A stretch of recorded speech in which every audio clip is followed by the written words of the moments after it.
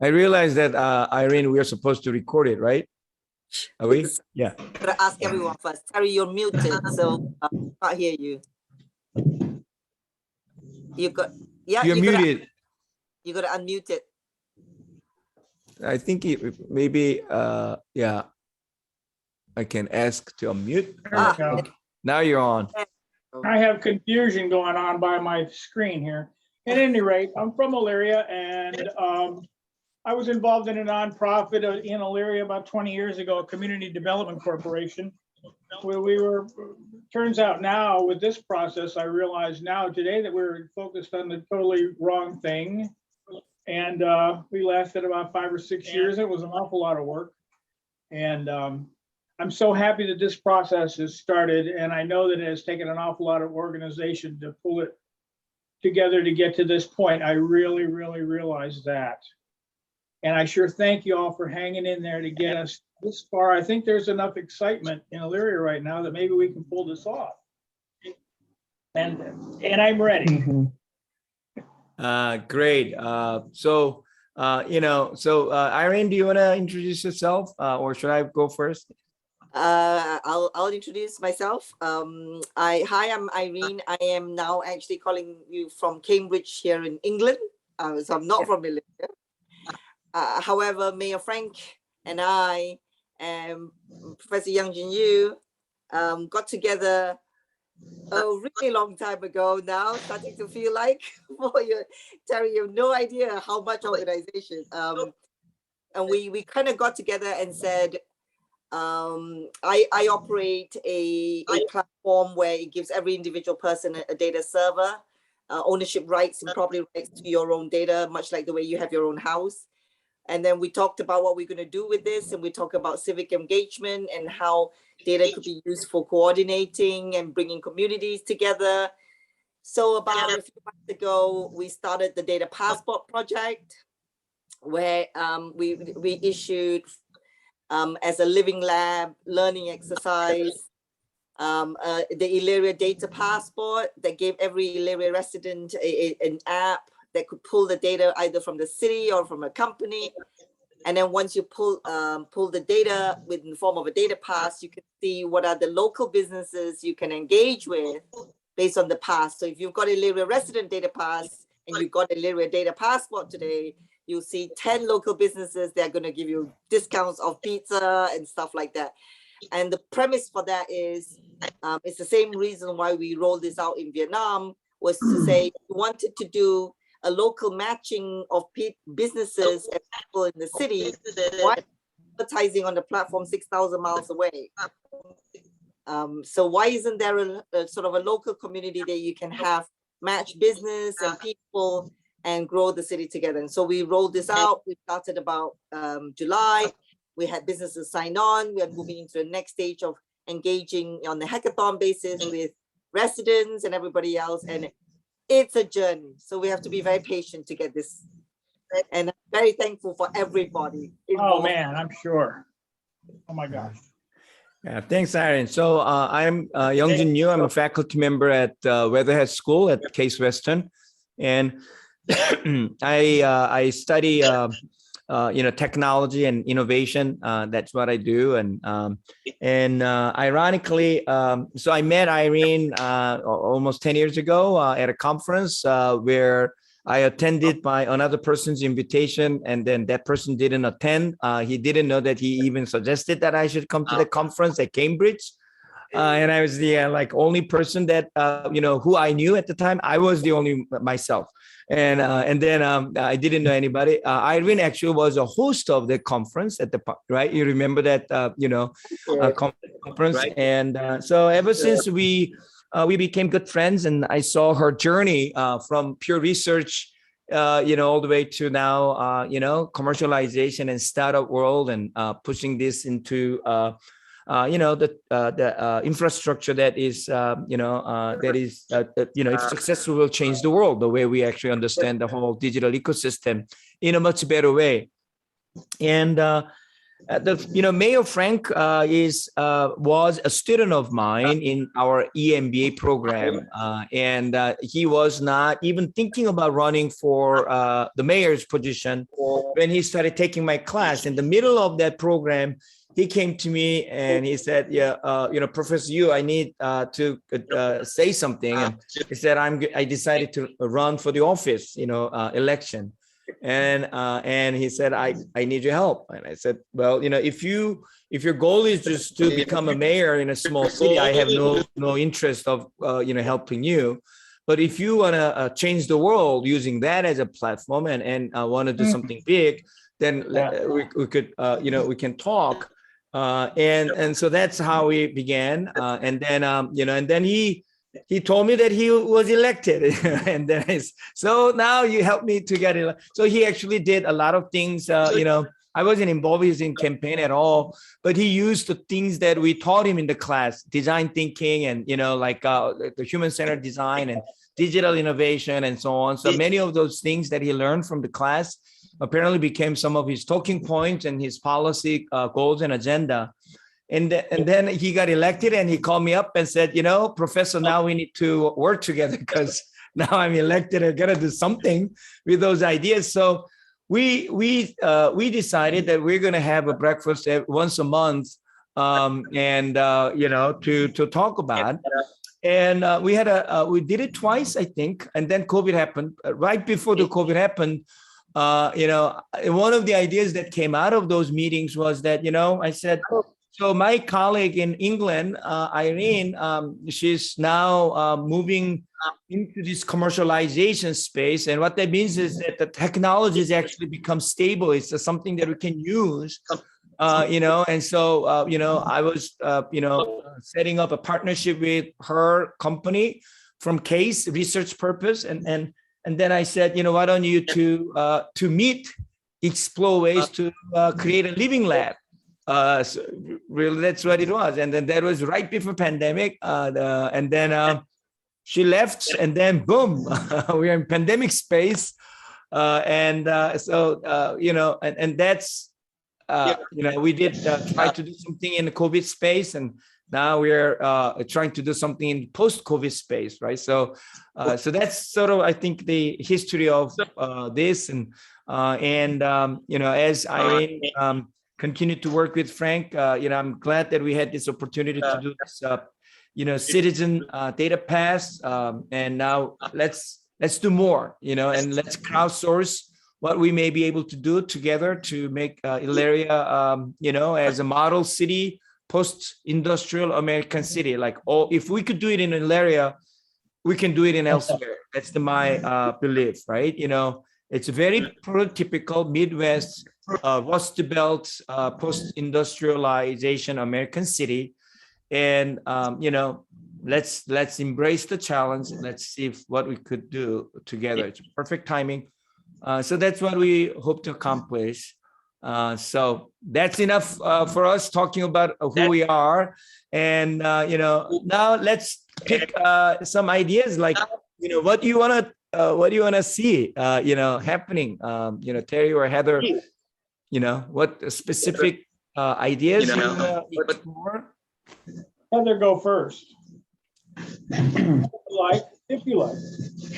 You want me to go first? I can go first if you'd rather.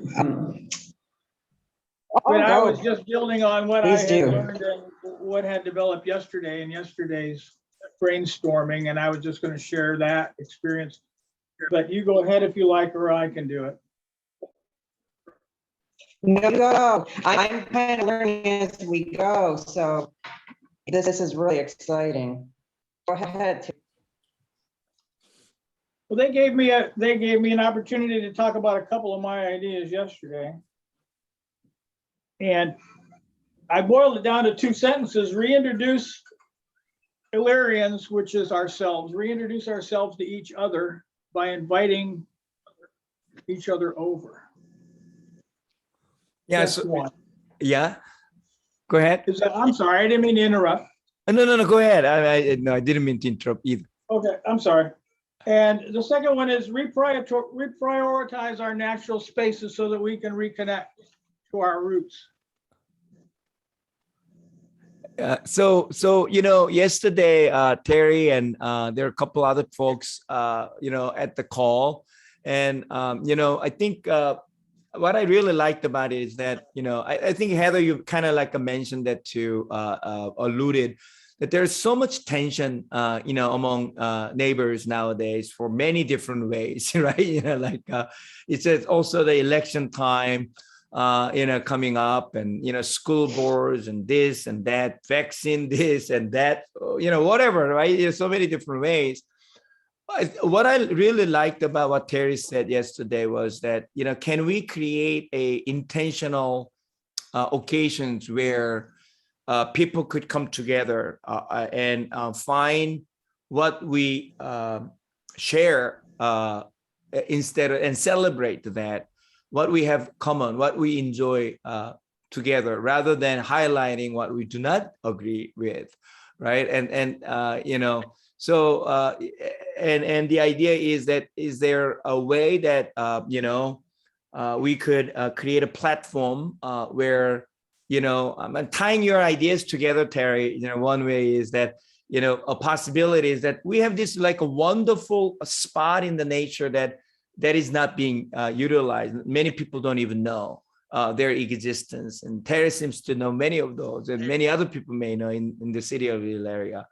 And then they say, and then wouldn't it be wonderful this become a physical platform where we organize an event where people come together of different neighborhood and so on, and then do this in a very deliberate way. So then someone else come in and say, I have a community kitchen program. I can bring food there. I can, and so I'm going to be an anchor event sort of content, utilizing that physical space. City may create and certify that space and provide some physical, infrastructure or whatnot. And then others say, oh, if you're going to have that food from say 5 to 7 p.m., I'm going to come in and I'm going to do small pop-up circus. I'm going to bring some drinks, and then the neighbors, so it's building on from each other and then focusing on, like, everybody likes food, everybody likes drinks, everybody likes some, having good time. And we don't necessarily need to talk about how different we are, but, and then that's the beginning of a building a better community, right? And then doing it in a very intentional way means that creating an invitation so that the people from different blocks of the area would come together. We all know the zip codes are divided based on your race, based on your income, based on your background, political leaning, and this and that. So and so even if you have a block party, it's not very the useful as in the past. So can we be intentional in the sense that we would bring people from different parts of the city together? Even the seating arrangement could be in such a way that you are deliberately being bumping with people with different differences, and but we create a context where that differences are not amplified, but our shared common interests are amplified and celebrated, right? So that's the kind of ideas, and and maybe the personal data accounts could be used to set up such accounts of registering individuals in different places, and but we kind of like use that individuals' revealed preferences in a way that celebrate what we share instead of what divides us, right? What brings us together. So that Terry, that idea, I thought it was really a brilliant idea. And then other people said, can we then make that as more of a natural, ongoing instead of like event?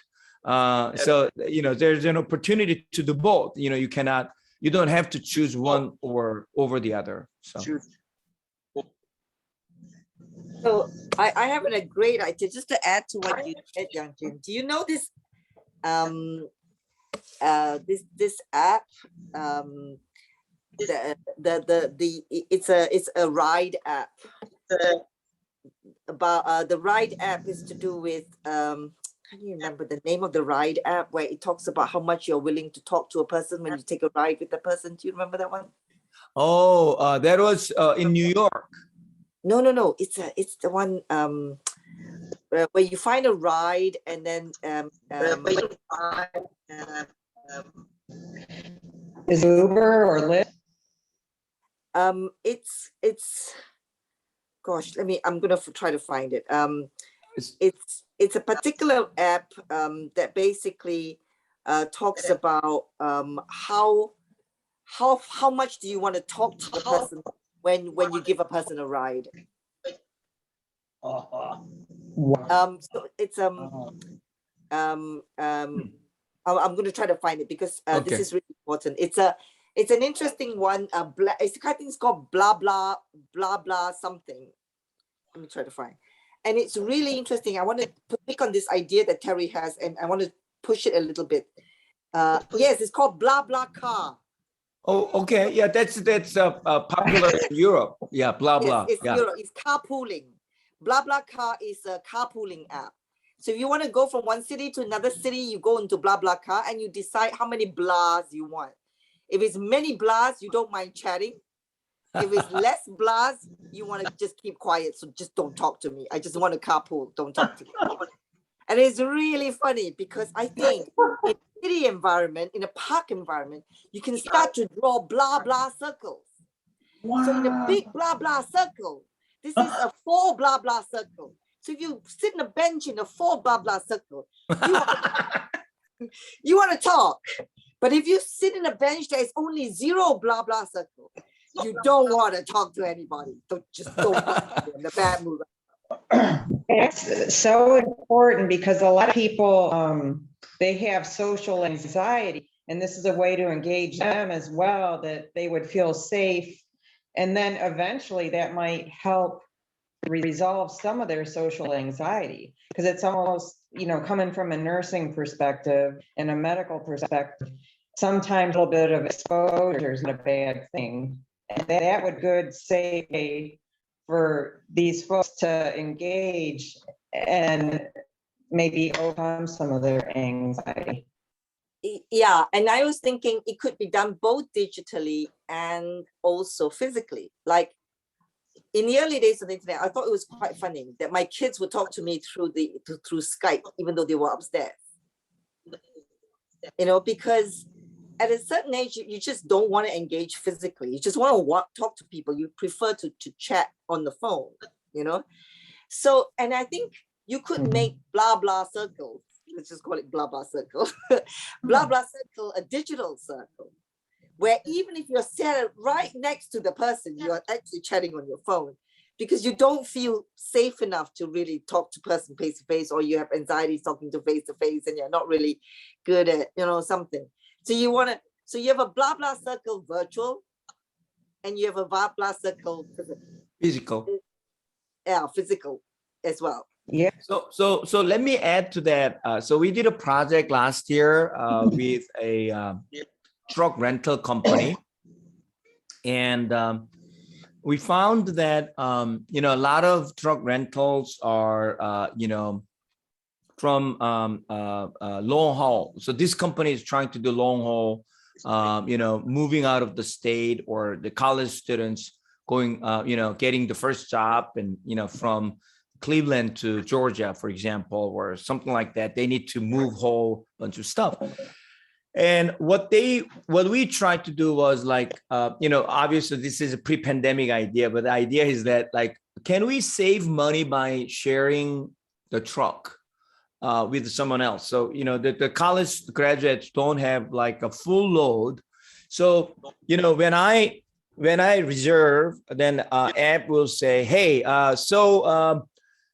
we got your truck, but would you be willing to share your truck if we find somebody who's going to the right direction? You may take a little detour and so forth, but we will make sure that the truck is big enough, and we'll find somebody that you find pleasant to drive, and we'll give you a discount, and so forth.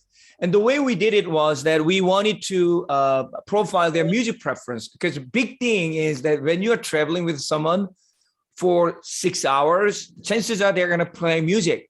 And you don't want to be sitting in a room with someone who do not have the same taste. Right? So So he said, what if we profile your music listening, so Spotify, so that's part of my profile, and then we create a proximity score, and then you could create that kind of thing, based on your social activities. We can find a way that this person is not very offensive to you, and we can find a way that you could create, right? So like Heather, we want to expose you, but we want to expose you in a very deliberate, careful way so that it doesn't kill you, right? So Yeah. can we do that? Brilliant. So as we create this blah blah circle, we could identify potential blah blah partners and location and spot based on your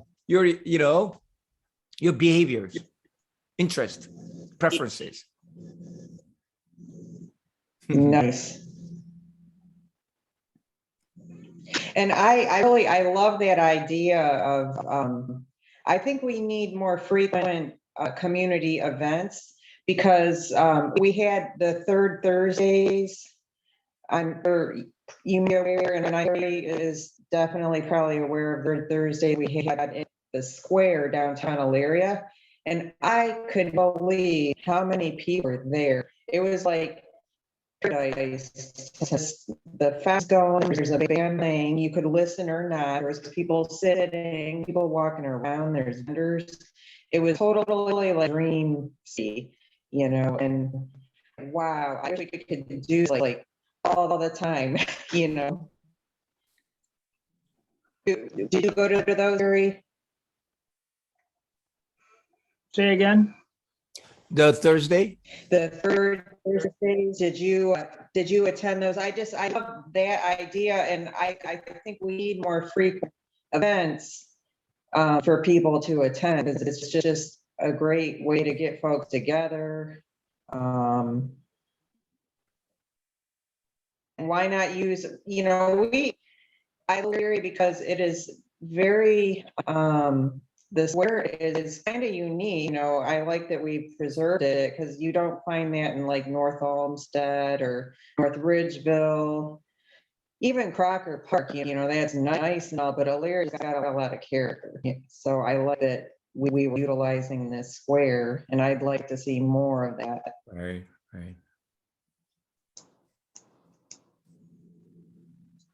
Yeah, so blah blah circle on the third Thursday, so people can bump into each other and create a blah blah space at the square. Yeah. That's wonderful. So I have a question on that too. Now, my fiance, he enjoys playing chess. And I was like, that would be so cool to get like a little chess group together downtown square, like you see movies in Central Park, just have, that's an option. If you want to come and not talk, just sit and game like chess or checkers, that would be available. Would that be something that could set up on the platform as well? Yeah. So instead of blah blah, you just play chess, right? It's quite interesting, Yanjin, because one of the biggest challenges we have when we're now rolled out the Elyria Data Passport is great. It's got data passes, and you have now got a pass that says you're a Elyria resident, and you can go to merchants and get the kind of deals and all that stuff. But what the app is going to do, and maybe this is what the app should do. The app should be a community app, bring businesses networking together, a kind of city app that the city is going to can use it for, because now the Living Lab is coming to a close in about a month or two time, and we have to start thinking what the app is actually going to be in terms of the actual service, right? And so what I was going to do was during the hackathon, I was going to open up on Friday to tell every hackathon team that you don't have to build an app. Usually we've built the entire Elyria Data Passport and everything. That whole thing costs us maybe like $40,000-$50,000 to build. I was just going to release it out to whoever was going to build any app on top of the data passports and personal data accounts. I was going to release it literally for $5,000. So literally Now every app can be built with that functionality. Any app, community event app or business app, you've got a flying start. You don't have to build that much anymore. You just have to build the added service on top of it. So I was just, because I was asking my team, I said, yeah, so we've learned a lot from Illyria and how we're going to roll out, and then what the data passport is, what we're going to do next. And I think the hackathon is where the years of whatever it is coming, and if they want to build it up, we should let that app go. Yeah. Okay. And then, the data pass could include other information, right? So I'm not just I'm a resident and, in Illyria, I am a chess player, I'm a classical player, so that's the, different, information about myself that I want to reveal, and we could control what could be those. And then there are all kinds of different then services that may bring these people together, like if you are a chess player, come, we will provide a table and beer or whiskey or whatever, coffee or, yeah, right. So those are. Wow. Yeah. You could even add like, if you're a medic, then you could come and take blood pressures if you have a blood pressure cuff, if, Right. it could be anything. Yeah. Share your talents, because I'm all about sharing our talents, and I wish we could get to a sharing, situation, share love food, just like share food and drinks, and we could really do so much. We have to get out of our houses and back into the community. And then Heather, if I just build on to what you just said, so if I'm a medical profession and I measure blood pressure for other people, on Saturday, I'm just going to the, and then I'm chatting with these people and doing in my blah blah circle is I'm checking your blood pressure, and I'm going to talk about blood pressure and other health issues. Now, the more you do it, then it becomes also your point. So then there's other vendors who say, hey, Heather is doing such a great work, and people who are doing that, I'm going to give you back more. So come to us. If you earn points, and then you redeem those points, right? So you're intentional about it. Or if you talk to people from different block, in this blah blah circle, you earn points. That points can be redeemed in some meaningful way. Some businesses are trying to so bring your blah blah buddy to our brewery, and then we'll give you free beer. For the first round is on us, right? But you need to have enough blah blah beer, blah blah buddies in order to get there, right? So now you're becoming very intentional, and I think that those are the kind of things that people could build, a very different kind of ecosystem than Facebook, kind of things. I control the data, and so forth. Yes. Yeah, I think in the world of Facebook, where Facebook try to infer about who you are and what you are, if you own your own data and you own your own passes, you could have a blood pressure pass, you could have I'm a dog owner pass. Today's blah blah circle is completely going to be for dog owners only, because dogs are going to be there. We will chat about our dogs and things like that. And you now hold multiple. Yeah. You can come together on, people can coordinate more people, and also with businesses, because business will go like, oh, you know what, people with high blood pressure will really, really do well because we've just got this new supplement that we've been trying to, introduce to people. And so you get better matching overall on and businesses and the community. No, I like that. So the PetSmart can sponsor the day of dog blah blah day, and you come in, and then those who come get some perks of and so on. So small business owners and pet walker, dog walkers, and and groomers can all show up and then offer their services and promote their businesses. So you essentially you could replace Facebook Marketplace that actually is very powerful, which works quite well, but in a much more targeted and privacy respecting way that people could choose to engage with this. So yeah. Okay. So And the this idea is good. Yeah, blah blah blah blah circle. blah Why blah. blah, blah, Circle. Ilaria blah blah. I think Ilaria blah blah. I Yeah. don't remember what the name of the company was, but you remembered it. No, but there's also the other thing. I think someone a week ago when Frank was actually hosting it, he was talking about the kind of the Black River and how it's really just not, and the parks, not being doing enough, which is one of the things I thought about, because here in Cambridge, one of the things that we're really, really good at are very, very simple pop-ups, really simple pop-ups, driven a lot by the youth, really. I know it sounds a bit weird, but one of the things that the city celebrates the most every year is Shakespeare in the Garden, clearly because it's Cambridge, so of course it's Shakespeare in the Garden. But our Shakespeare in the Garden compared to, say, the New York Shakespeare in the Garden, is so weird. Our Shakespeare in the Garden, you literally bring a mat and or a piece of cloth and you sit on the grass, and a bunch of people just stand out there in the bush. This guy is holding this little silver thing, and he flaps it and says, "That's thunder, that's thunder," and he does the tempest. It's amazing. You think, but people just love it because it's a pop-up where people get to perform, and you don't need, and I think maybe Frank was saying that maybe you need an amphitheater. Actually, I think human pop-ups in parks are really the most natural way. We should celebrate the simplicity of things that don't need much organization, but just the better coordination.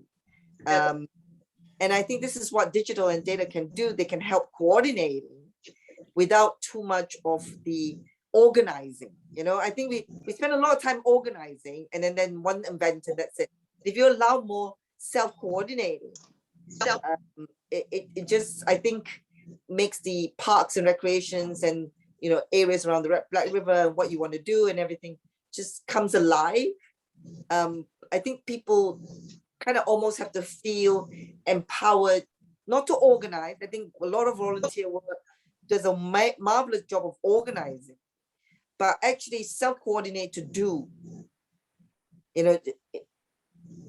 Weirdly enough, like blah blah circle, just self-coordinate, come in and talk, and you could even now, instead of blah blah circle, now have like the way we have in Hyde Park, soapbox pop up, and so literally anybody can go up there and sing, for example. This is a singing box. You can step up on there and sing, and then and in order to stop people from singing or making people less shy, they could just say, we can book singing times, like open mic singing times, and then you can just go there and sing. It just, I think, it's using what we learn from online and internet is user-generated content is really powerful. But in the physical world, we don't do user-generated content at all. We don't user-generate anything. Somehow in the physical world, we've got to organize everything. Why do we not do more user-generated things? Where you set up scripts where here's the singing, here's the blah blah, and then you drive the user generation, the people, to do things, because that, I think, creates a sense of ownership and engagement. That's my thought. Yeah, Terry. Yeah, one of the features that I was thinking about was I always see where they place a bench. Not everybody wants to sit when they're in open space, but there's always a bench. Why don't we have a place where there's a hard surface, where out under some trees and some shade or something, where it's maybe 10 by 10 square and 1.5 feet where a child or an adult can step up onto it and he can practice his dance in quiet in the trees, or a woman could practice her roller skating. A gentleman that I've been seeing down in Cascade Park has a staff, and he's spinning it in every direction, and he never drops it. And he's in Cascade Park. He lives up the hill, and he comes down to Cascade Park. And I asked him this morning, I said, if there was a space over there in the trees, where a hard space like rock, flat rock, where you could just get on there quietly and practice your craft and not have to have anybody watch you. And now I find out that blah, blah, we can get a crowd. Yeah. Well, Yeah. And we We can get an immediate crowd for something, or a person that wants to sit and draw the tree that they can see from that platform. Just something that's tucked underneath somewhere, kind of out of the way. That people will be attracted to it, but I think that it can be used privately. It could also be used as a group, because I have attended yoga sessions that are in places like that. That's all I wanted to add. That the blah blah connected with the Spaces. different ways to use the open space, but yet draw a crowd, and it all just came together all at one time. Yeah, Thank you. I think that's exactly what I was really getting for. One of the things we learned when we design a service scape, this, because I taught service marketing for a long time. One of the things we do with service-scapes is the power of scripting. Like, you don't have to tell people what to do if you've got markers on what the script look like. So, for example, you walk into a hotel and there's a rug that says guest, and you walk onto the rug that says guest because you're a guest. So you kind of get scripted to where you go. And I always wonder why parks not do organic spray or something like that for the day, where they spray hot scotch, and then they spray things that would melt away, but for the day, suddenly on the ground there are markings. And I always find it that the moment there are markings on the ground, even adults will go and then start to hop and then it's very weird. It just brings it all out of us, right? And then laugh the rest of the day about it. Yes. And I just think, that's brilliant. Markings, and today's markings are this, Sunday's markings are out for the park, and everybody go like, who, what are they? And there will be, I don't know, all kinds of children's hopscotch game markings, and there's a one that is just meant for, I don't know what markings I know we all grow up with different markings on the floor, but it's a childhood thing, right? Squid Game. We're not going there.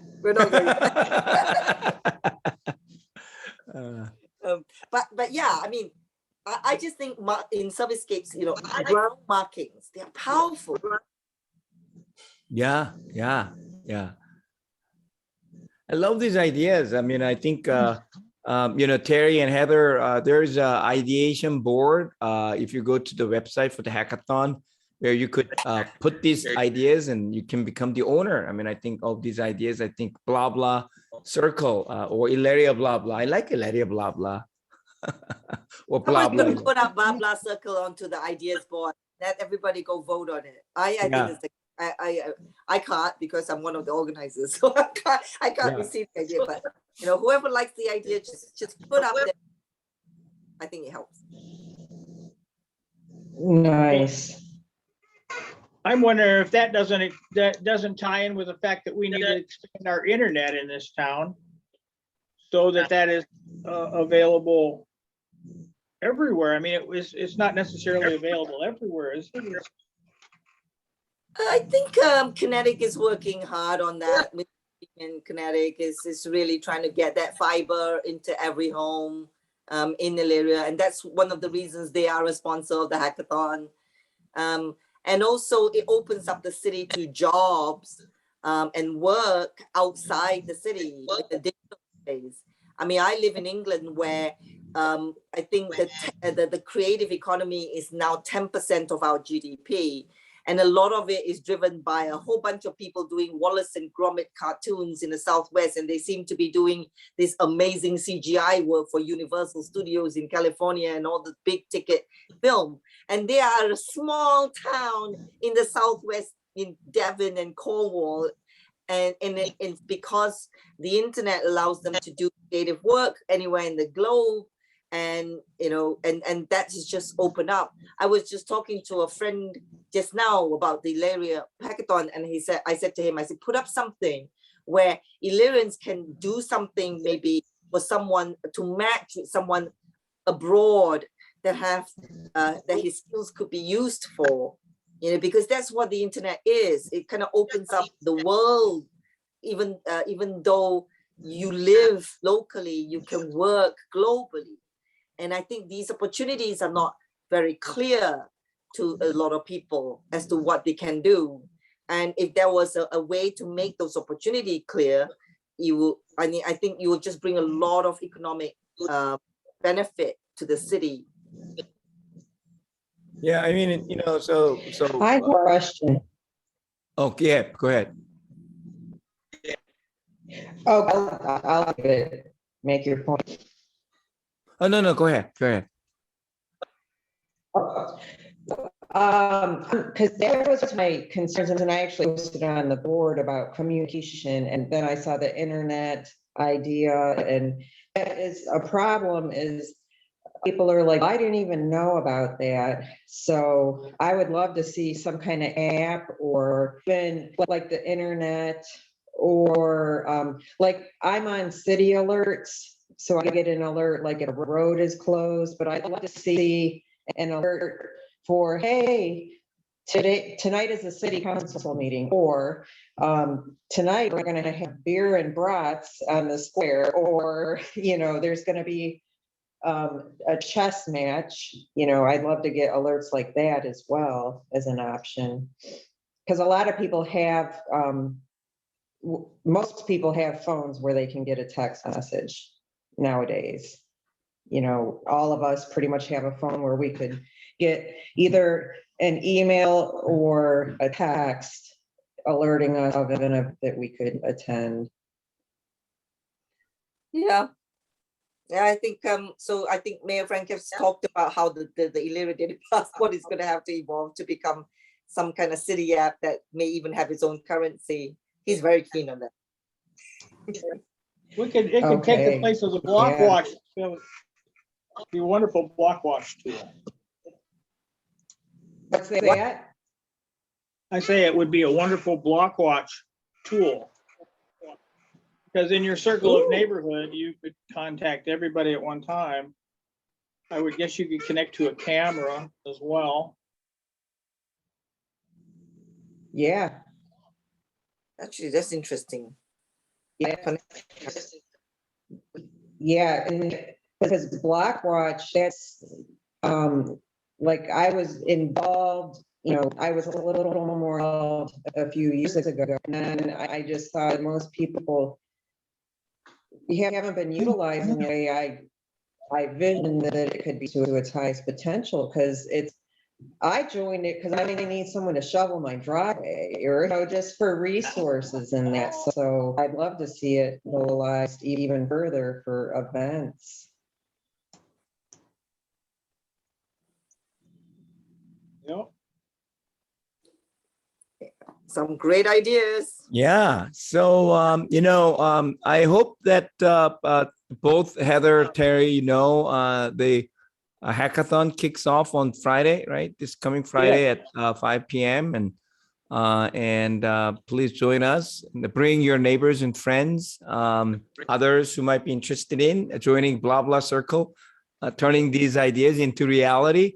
We have, you know, team leads of students, faculty from CASE will join, and to work together with residents and business owners of Ilaria, and a team from Data Swift will join.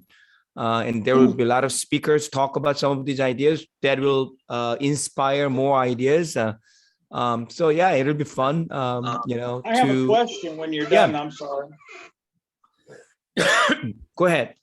Only that the things that I kind of talk about are specific things within the framework of getting exposed to the parks and having a pop-up portable stage that we can take and take a show into the neighborhood, allow the neighborhood to be part of the show, give them 2 weeks to prepare. We'll have a bake sale, we'll have a pet show, we might have a talent show, who knows what all we'll have. Right. That's one thing.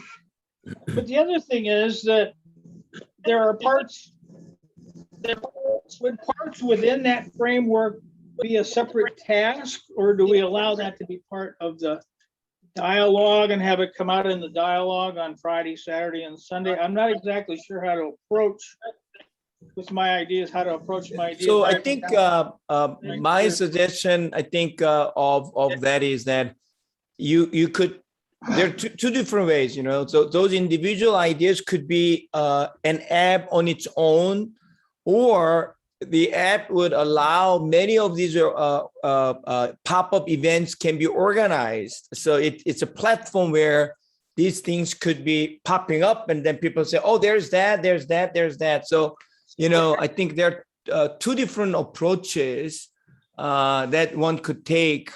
So, I mean, I think you could try both. I mean, you know, like you could describe an idea of a universal sort of platform where, you know, anything can be proposed, but they're using the same underlying coordination and communication tools to make those things happen, you know, crowdsourcing, you know. But then there's a possibility that, you know, we're going to just have one app that does only like a blah, blah circle, physically people getting together and talk.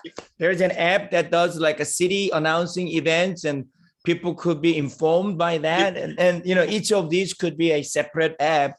You know, we could explore both. And I think that that's the beauty of hackathon, where you don't really need to know what the final solution is, because you propose ideas and people come to your team, and then they said, what about this idea? What about that idea? And then they debate and try to figure out what's the best way to move forward. And then you end up having an idea, you know, worked out to a certain degree. So okay, well, because I was going to say that one of the things that I think is important is that we make access. For instance, this is again came up yesterday. We make access to the river. The river is what divides us. But if we can make access to use the river, then we then utilize the actual divider itself, and it brings the people from the one side of the river together with the people on the other side of the river.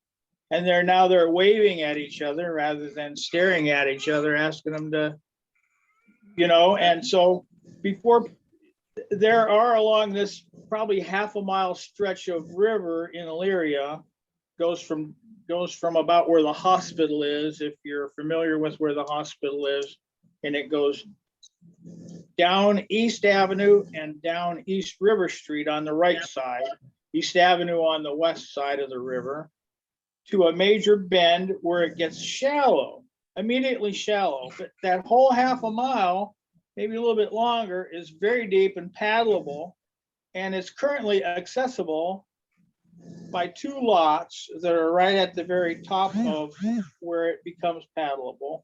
And I would create a plan where the city could buy those two lots in order to create access, in order to port access to the river. Yeah, so then, you know, to add on to that, so then the city then create a digital platform that to create this like a crowdsourcing platform. So, you know, whoever wants to come and create, you know, blah, blah circle or pet day or, you know, chess events and, you know, singing or, you know, medical day. Now, it's not just the physical infrastructure, but there's a platform where they can communicate, coordinate with one another and to bring people out to meet with others, right? So, because I think in the traditional city development planning is it usually ends with that, you know, like a vision of like a river, you know, access, and then people will come, and then they realize they don't come, you know, like for whatever reason, right? They create bike trail, hoping that people will come and ride bike, and then nobody nobody shows up, and then it is abandoned and forgotten. Some succeed, but so now we add another layer so that people can use that physical space in a way that city may not even realize that it's possible, right? So it's I think it'll be an interesting opportunity to explore. So that's what I would suggest, right? I think it's a great idea. I think our waterways are amazing spaces that I think particularly the Black River, where the river is, with the EPA coming up, and it'd be cleaned up in a few years, it would look amazing. It will be a amazing river. I think that there is an opportunity, even if you don't buy it, you could lease it on a long lease. And if you then create a digital platform, as Youngjin says, you can actually get it transform into something that can be returned through actual activity that's going to be held. And I think that people engage in trying to do that better, because I've seen in many places where waterways are really quite scarce, people just would want to have it to just sit around by the river, have a coffee, do activities. It's one of the most precious real estate in the world. The question, do you know how to? I don't mean so crass to say monetize it, but in order to you actually make use of it to engage the community, but it returns its value to the community. Right. I mean, oftentimes the waterfront is being sold to the real estate developers, and then it's becoming very commercial and generic and bland. Like it's the same. Whether you go to Chicago or Los Angeles, it's all the same. But now you could actually make it something very unique and Illyrian-like. A thing that is belong to community. Now then, it's a leveling playing field. If some restaurant wants to do it, well, then they could use that platform to be one of the actors. They don't own that place, simply because they have more money, right? So I think you could create that kind of opportunity. So then, you don't have to be, real big nationwide chain to have a shot at having your pop-up store there. So now local restaurant could buy that option and create an attractive offering, right? Yeah. So here's an idea. A last idea that might be useful. Are you familiar with what three words? What three words? So what three words is a map. If you go to what3words.com, I think it's map.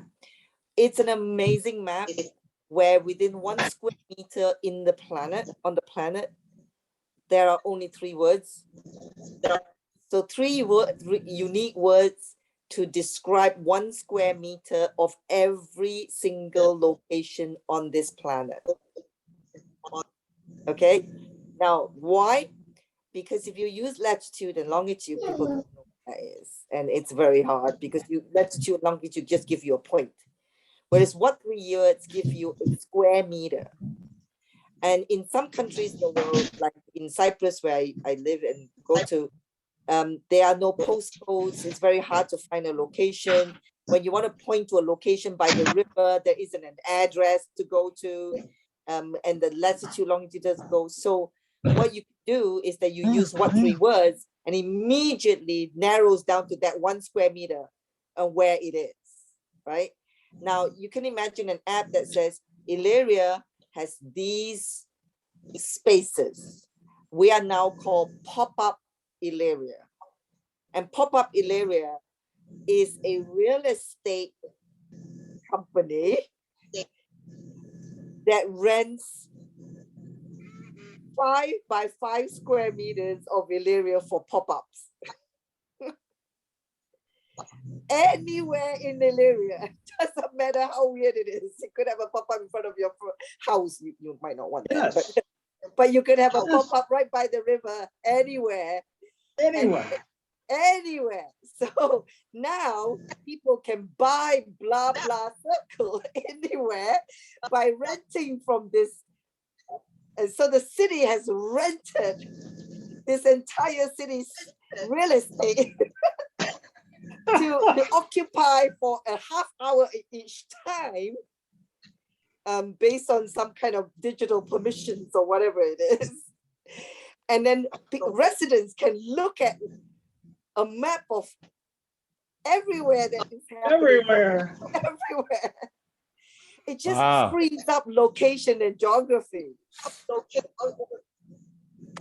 So I'm, I'm looking at this what's 3 words website. It's pretty amazing. I never heard about it. It's amazing. If you want to tell someone I'm in the Amazonian forest and you can't tell him where you are, you use what 3 words?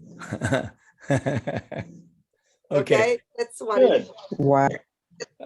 All right. So I think we have to come to an end for this session. Thank you for coming, Heather and Terry particularly for coming back.